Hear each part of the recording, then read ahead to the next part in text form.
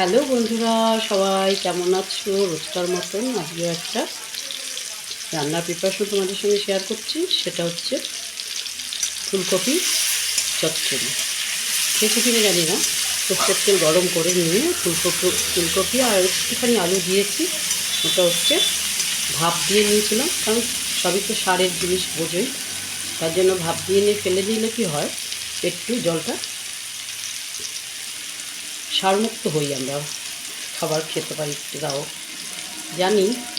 তা কমপ্লিট হয় না কখনো, তাও একটু মনের দিক দিয়ে ভালো। যাই হোক, ফুলকপিটাকে ভেজে নিচ্ছি, আলু আর ফুলকপিটাকে। তারপর দেবো আমি সর্ষে পোস্ত বাটা বেটে নিয়েছি।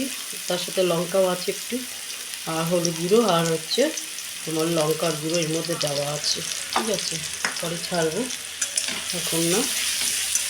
আর নামানোর আগ দিয়ে একটু ধনে পাতা দিয়ে নামাবো এই চচ্চড়িটাকে।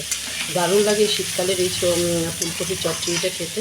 একটু দারুণ খেয়ে দেখো তোমরা, অবশ্যই টেস্ট পাবে।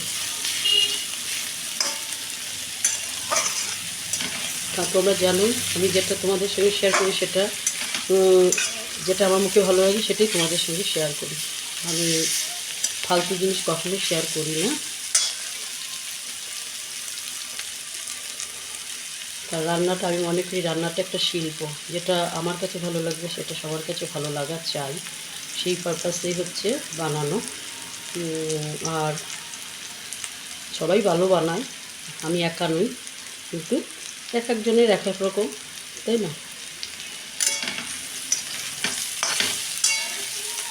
ফুলকপিটাকে একটু লাল লাল করে ভেজে নিলে কি টেস্টটা আসে ভালো। আর বেশি ভাজবো না, মোটামুটি।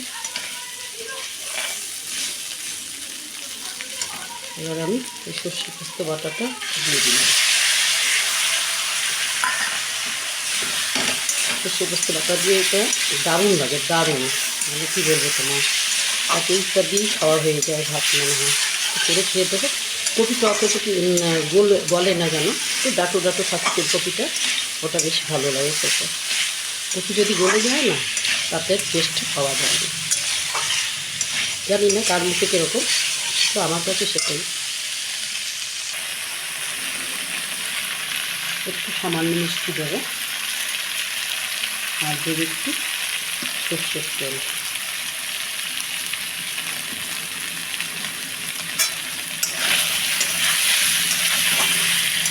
নাড়াবো চাড়াবো, তারপরে এরপর নামিয়ে ফেলবো। ধনে পাতা দিয়ে নামাবো।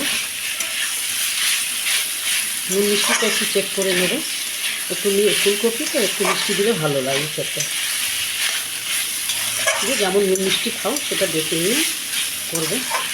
যদি ভালো না লাগে কমেন্টে আমাকে জানিও যে তুমি ফালতু রান্না দেখো, ঠিক আছে?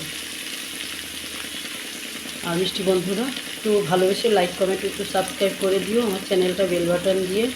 আর পারলে একটু শেয়ার করো, প্লিজ প্লিজ প্লিজ। সবাই ভালো থাকো, পরিবারের সাথে থেকো, আর খাবার পাতে একটু লেবু রেখো, আর জল খেয়েও রোজটা। জানি শীতকাল একটু জল মানুষ কম খায়, আমিও কম খাই বললে হবে না, গল্প মারলে। শীতকাল বলে ঠান্ডা, সবসময় গরম জল খাওয়াও ভালো লাগে না। যাই হোক, তাও খেতে হবে জল। আর একটা ফল যে কোনো কিছু রেখো পাশে। এবার ধনে পাতা দিয়ে নামিয়ে ফেলবো, ঠিক আছে?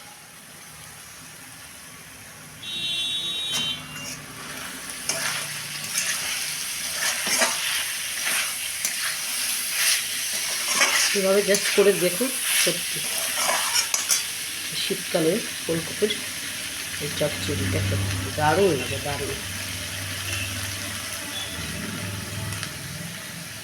চলো নামিয়ে ফেলি এবার। নামিয়ে ফেললাম, দারুণ লাগে খেতে। অবশ্যই কমেন্টে বলো রান্না করে খেয়ে, ঠিক আছে? রাখছি আজকের মতন, টাটা বাই বাই। সবাই ভালো থাকো।